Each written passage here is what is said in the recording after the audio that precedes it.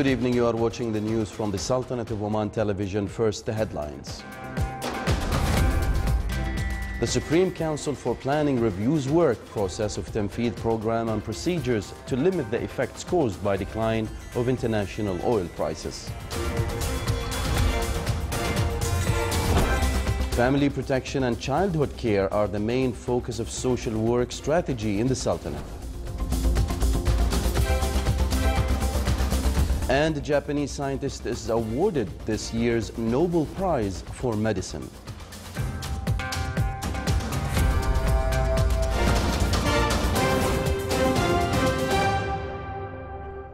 Those were the headlines. Now for the news in detail. The Supreme Council for Planning pointed out that around 1 billion Omani Riyal have been dispersed for projects during the first 8 months of the 9th five-year plan.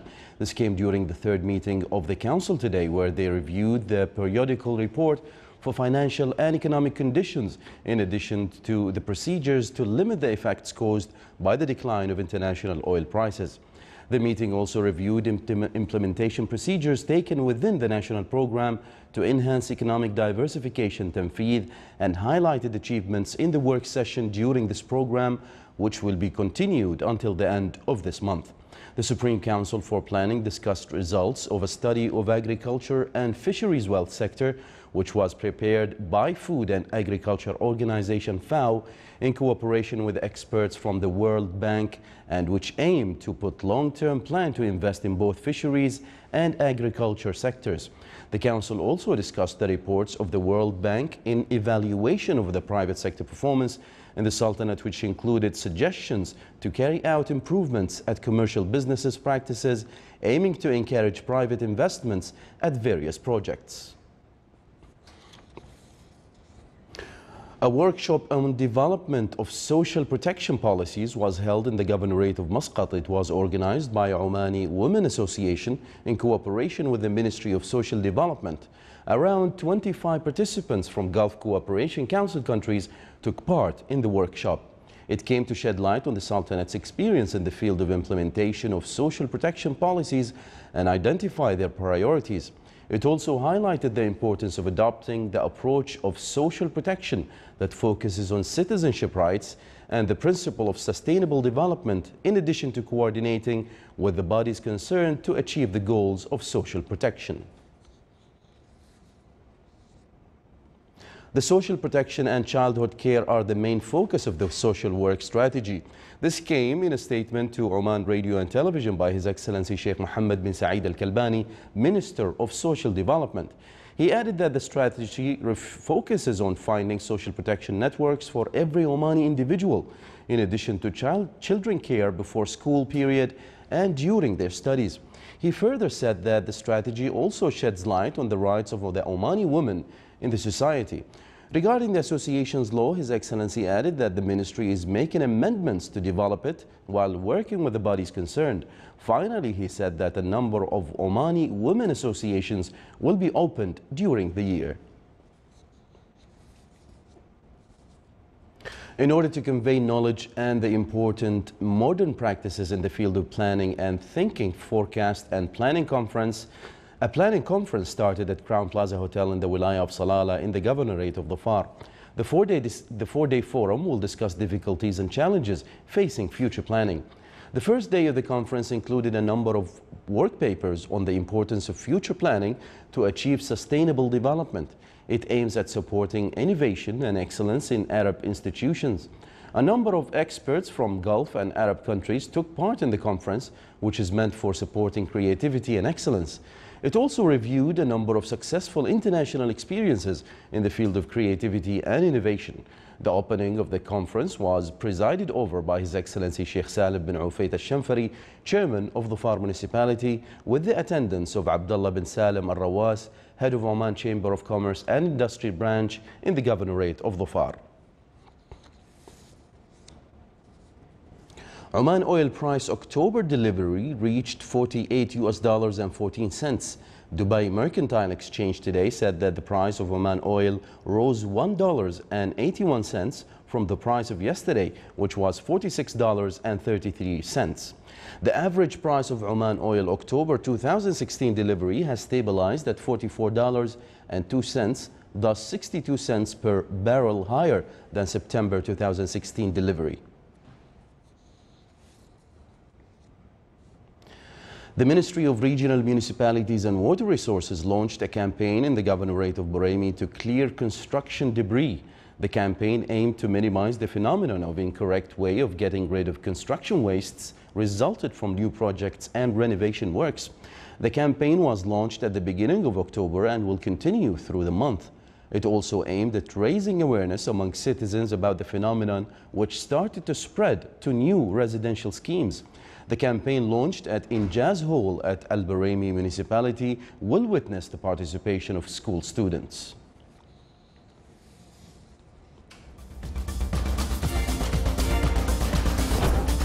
Still to come in our news bulletin. The Ocean Warrior is Sea Shepherd's new weapon against whalers.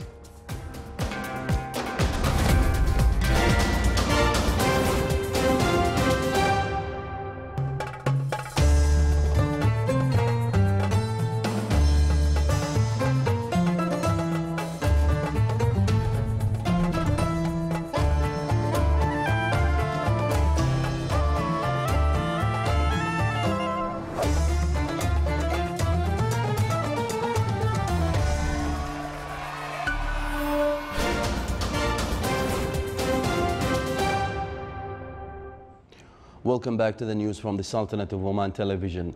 Japanese scientist Yoshinori Oshumi was awarded this year's Nobel Prize in Medicine today for discoveries on how cells break down and recycle parts of themselves in an internal rubbish disposal process. The Karolinska Institute honored Oshumi for brilliant experiments in the 1990s on autophagy, a phenomenon that literally means self-eating and describes how cells gobble up damaged content and provide building blocks for renewal. Disrupted autophagy has been linked to several diseases, including Parkinson's, diabetes, and cancer, the institute said. The announcements continue with physics on Tuesday, chemistry on Wednesday, and the Nobel Peace Prize on Friday. The Economics and Literature Awards will be announced next week. Each prize is worth $930,000 US dollars. UN Special Envoy to Syria, Staffan de Mistura, urged for a halt to bombing in Syria as the government and allied forces have advanced towards Aleppo. De Mistura also added, "It's a matter of determination. Are we going to give up on the Syrians? Are we going to give up on 350,000 people? Never." So the issue is not being optimistic or pessimistic, but not giving up on those people. The Taliban launched a large-scale coordinated assault on the northern city of Kunduz from several directions today. Officials in northern Kunduz province described fierce, well-planned operations involving a large number of gunmen who attacked under cover of darkness. Residents and officials said the fighters attacked from all directions in today's assault. The head of the Kunduz Provincial Council said the heavy battles had forced government offices, schools and shops in Kunduz to close. A spokesman for the Kunduz provincial governor said security forces managed to keep the militants at bay. Kunduz is the capital of the strategically important Kunduz province, a breadbasket region that borders Tajikistan to the north and sits on a major crossroad in the country. Colombia's government and FARC rebels will scramble today to revive a plan to end their 52-year war after voters rejected the hard negotiated deal.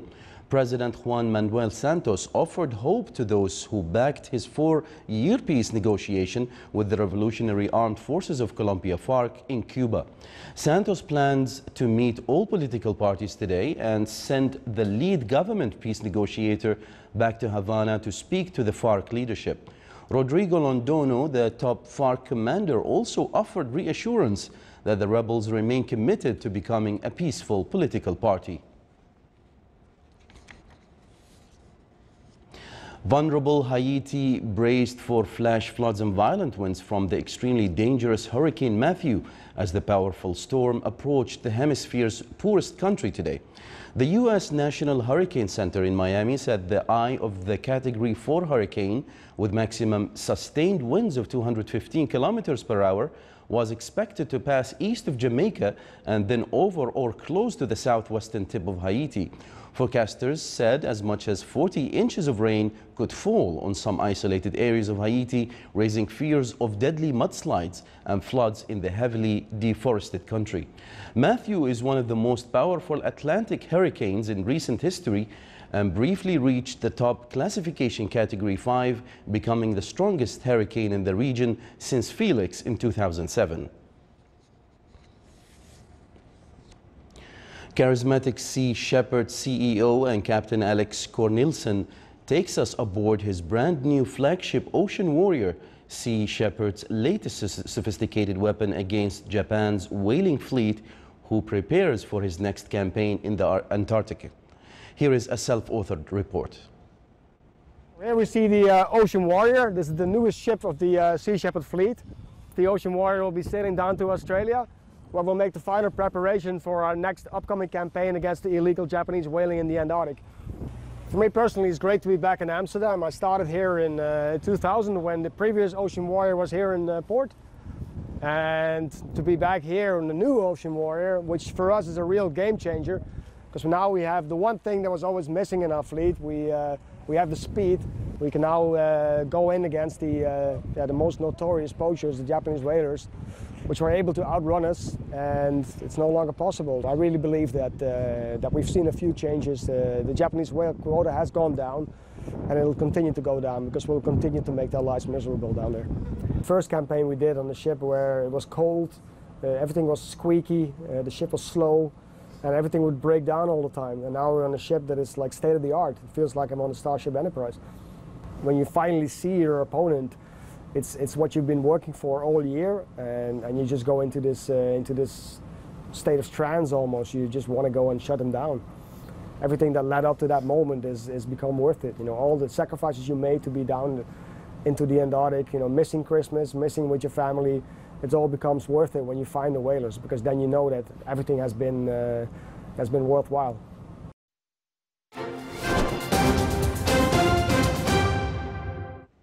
Now for the general weather forecast around the Sultanate. Clear to partly cloudy skies will prevail over the coastal areas of the Governorate of Dhofar. Rest of the Sultanate will have clear skies with chances of clouds and scattered rains over most of the governorates. On Hajar Mountains, a cloud accumulation and scattered rainfall are expected.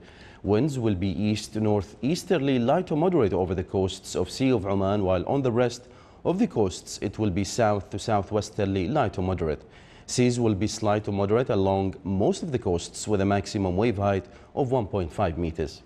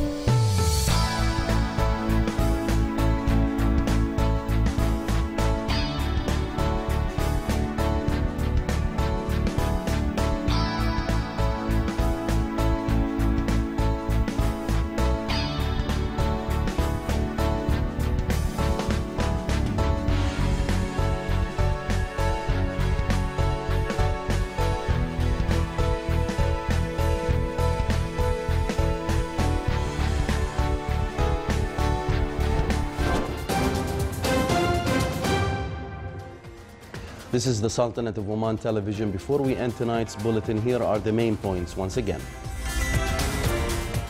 The Supreme Council for Planning reviews work of process of Tanfeed program and procedures to limit the effects caused by the decline of international oil prices. Family protection and childhood care are the main focus of social work strategy in the Sultanate. And a Japanese scientist is awarded this year's Nobel Prize for Medicine. With that, we come to the end of tonight's news bulletin. From all of us here at the newsroom and the studios, it's good night.